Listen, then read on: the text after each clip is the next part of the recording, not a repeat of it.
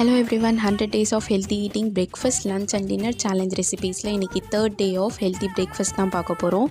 இன்னைக்கு menu millet Pongal, coconut chutney, boiled egg, boiled peanuts. நான் இன்னைக்கு மில்லட்ஸில் சாமை எடுத்திருக்கேன். சாமையும் பாசிப்பருப்பு நல்லா 4 times வாஷ் பண்ணி ஓவர் நைட்டாக சோக் பண்ணி வச்சுருங்க. 4 விசில்லையே நல்லா வெந்துடும். அண்ட் டேஸ்ட்லேயும் எந்த காம்ப்ரமைஸும் இருக்காது. அண்டு நார்மல் பொங்கலோட இந்த பொங்கல் வந்து நல்லா டேஸ்ட்டாக இருக்கும். கோகோனட் சட்னியோட ரெசிபி ஆல்ரெடி நம்ம சேனலில் இருக்குது, வேணுன்றவங்க செக் பண்ணிக்கோங்க.